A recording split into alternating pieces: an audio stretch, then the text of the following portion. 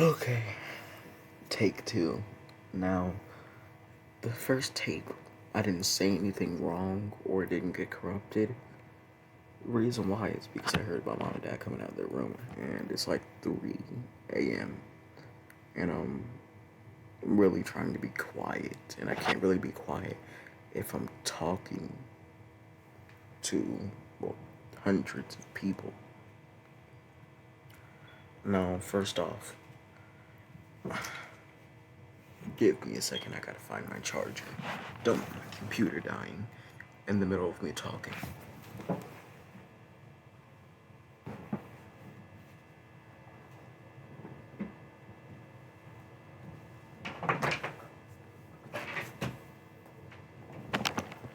Okay, I found it. Now, as I was about to say, before we get into the video, another thing. Nagisa's soul, it would be lost. Why? Plot relevance, bitch. Don't fucking ask me. I don't come up with the rules, I just follow them. Now, basically, a piece of his soul would be lost and it would go within azuku. Now, the part of his soul wasn't a good part, it was the smiling assassin part. You know, the part that could. How do I describe this? Okay. Imagine a nigga walking down the block with his gun clearly out. Wait. He looks sketchy. He look like he be pimping hoes and shooting niggas. And on top of that, he's wearing black forces, my nigga. Yeah, that's the energy that he's giving off. Now, yeah, let me start this music. Okay. Now, first off, bitch ass niggas. Uh, he he would be giving off black Air Force energy, so people wouldn't want to be around him. Reason? They don't want to get their shit rocked. I mean, like, you don't really need much of a reason to not want to die. You know, that's a lot of people in this world. Now, again, because it gave off this black Air Force energy, people usually stayed away from it, except for Bakugou. Bakugou always said that he was going to do something about him, but every single time he would come up and he would have the intent to hurt him. It feels like he knows and he's ready. And it feels like Azuku knows that he's going to swing, and once he does, it's all over for him. He feels like if he were to swing on Azuku, it would be the last thing that he would ever see. Now, one day, Azuku steps on his shoes, and Bakugo says, "Hey," and then he keeps on walking. And then he says, "Hey," again, and then grabs him by the shoulder. Now, this was a mistake. Instantly, he grabs Bakugo's arm, slides his legs, or trips him, basically. And right before he hits the ground, he grabs him by the neck and then throws him into the ground, head first. Now, basically everybody saw this in the classroom. Basically everybody, because there's some niggas that always miss this type of shit. But now, the teacher saw this and he's like, "Azuku, go to the principal's office. Can someone take Bakugo to the nurse?" Now, they lift up Bakugo, and as they noted, they didn't notice something. Bakugo isn't only knocked out, no, he was hit on the ground with enough actual force. It's not the speed, it's not the height, but the force that he put inside of it busted the back of his head open. So now they have to deal with the emergency room now, because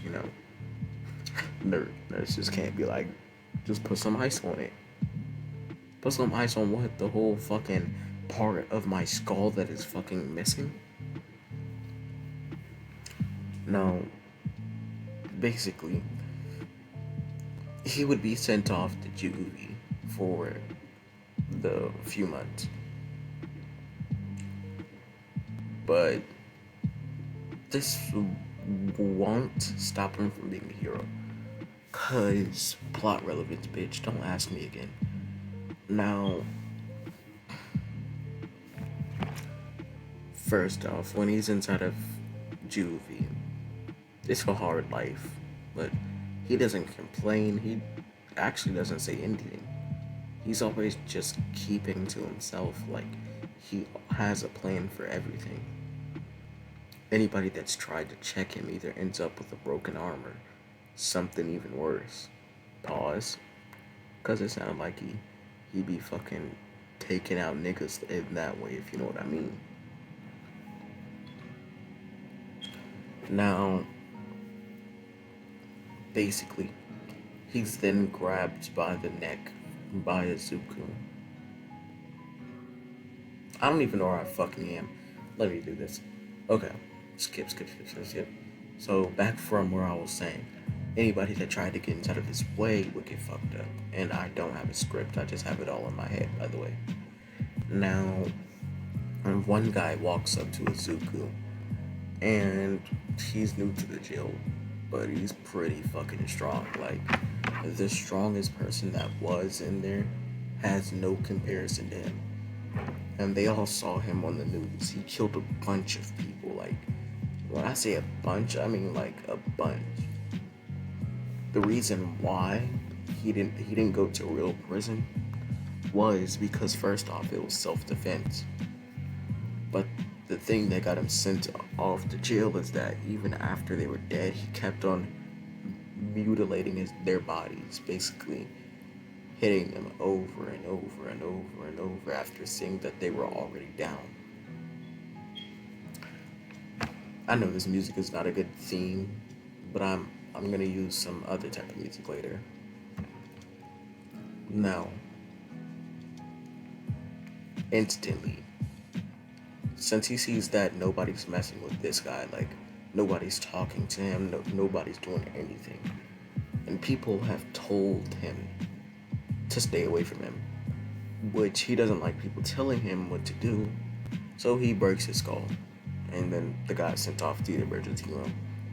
But the people don't know who did it, so you know, he pulled the race after he did that shit. Now he walks up to Azuku, and before he can even touch Azuku grabs his hand and then says, "If you don't want to lose this hand, go away. If you don't want to lose this prosperous life that you're living, please do not say a single word to me." Now, the man then basically grabs his hand away from Azuku, and then he instantly swings at him. And when I say swings, I mean like this nigga has muscle. He's only like 14 to 15 to 16, but he has fucking muscle. I'm not even playing, bro. If you guys could see what I'm imagining in my head. So he punches him in the Azuku in the face, making Azuku fly back.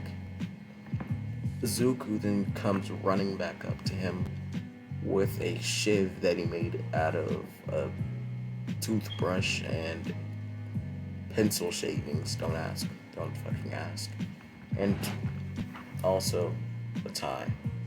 Not like a bow tie, but I mean like those black bands that girls be putting inside their hair after. Oh, rubber bands. God damn it, I'm stupid. Now, basically the guy punches him again, and he then notices he's gonna have to pull out a technique that he's learned recently, because fighting him regularly isn't working out for him. He then runs up to him with the shiv, and the guy is getting ready to fight him, but he drops the shiv, which at first he thinks that this was a mistake, so he gets ready to punch. But then he uses the clapping technique, and he and he claps right in front of his face. Pause. He claps his hands right in front of his face. Let me rephrase that. Now, this makes the guy instantly stop inside of a phase of shock because he didn't expect this to happen. And as this happened, since he did drop it, but he didn't drop it. Like when he dropped it, he kind of flinged it up a little bit. So the shiv's kind of coming up, and then he grabs it and stabs it inside the dude's neck. Which nobody knows who did this, but everybody has an idea. Now, everybody's afraid of him, so nobody tells him. Well, tells the guards who this happened to. But the guards can have an idea since literally everybody's staying away from him. Nobody's bullying him, nobody wants to be near him. He knows he's not technically weird. He looks like he can make friends if he really wanted to. Oh, by the way, in this one, Azuku looks like a girl. Why? Because Nagisa looks like a girl. But instead of, the Nagisa look, he has green long hair like a girl's. Which kind of makes him look like a girl, and he has a girl type face. Whatever. But basically it makes him look like a girl, but he's really a boy. Which makes people think that he's a cross-dresser, but really, he's not. That's just the way that he likes to dress. Now, they didn't take Azuku for questioning. But as they put him inside of a room, he then notices nobody's come in yet. And usually someone would come in or someone would inform me that someone's gonna just ask me a few questions. A man then comes in and says, "Kid, we all know that you did it.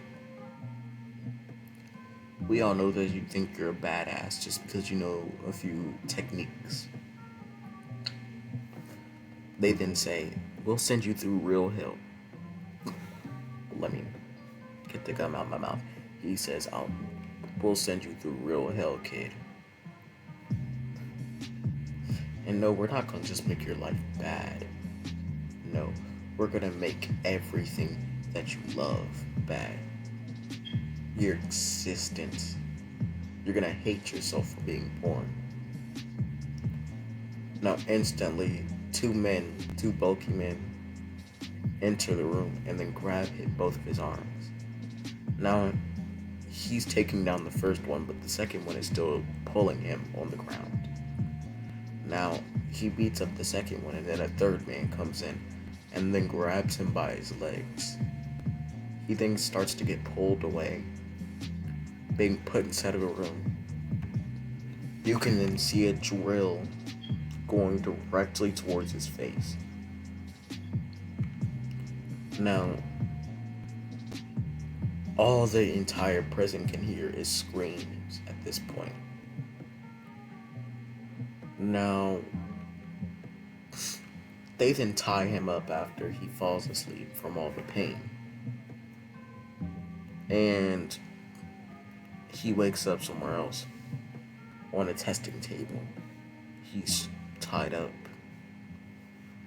He looks down inside of his horror. His chest is open, but it doesn't hurt. He doesn't know why. A man then comes in and then he says, "Kid's awake. I guess the tests really did work. That anesthesia should have worked for another 2 hours." Now, he then starts to freak out, seeing that his guts and it's just all of his internal organs are out. He says, "Isn't this unsafe? Get me out of here." And as he keeps on saying that, he moves.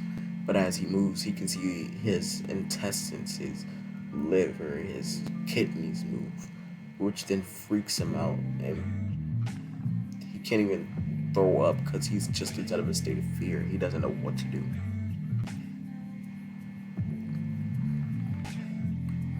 Now, the man then gets a needle, and he says, "Kid, you're not gonna even know what happened to you." The needle then goes within his mouth. He then wakes up somewhere different. He has a paper saying that he's been released from jail, but he never remembers leaving the actual facility. He's under a bridge inside of his hometown, which he remembers. He doesn't worry about it. He thinks that even if they did do something to him, it's the government. He couldn't prove it. They probably took a kidney or two, or took some type of internal organ. He then walks home. And as he does, he then sees a man inside of his house. Now this man has a gun and Inko's tied up. Now he's berserkering Inko. Yeah, I got that from 12. For those of you that watch Berserker, which I've never watched it, but I'm gonna just say the line. You know what I mean. Now, he then instantly looks up at the man. His eyes go from blue to almost a red looking color within his pupils. He then gets closer to the man, and as he does, he then grabs the man's arms, which his arms then start to lose moisture. Now, the man can't take his eyes off of Azuku's eyes, which Azuku finds this weird why he's not losing eye contact while his arms are literally bleeding from the moisture being taken from them. Even the blood's being absorbed, so it's hard to tell whether he's bleeding or whether the blood's being absorbed. Now, he looks deeper within his eyes, and then his eyes then transform into this pattern. It looks like ceilings on the edge of his eyes. He can't figure it out, but he figures it's too late. He doesn't have to know he's gonna die. No, his body's telling him that he's gonna die from looking within his eyes. This is the trap, known as duel psycho. Yeah, I just made up that fucking name. Now, duel psycho. It's a theory. Not a real theory, but an anime theory inside of this anime world.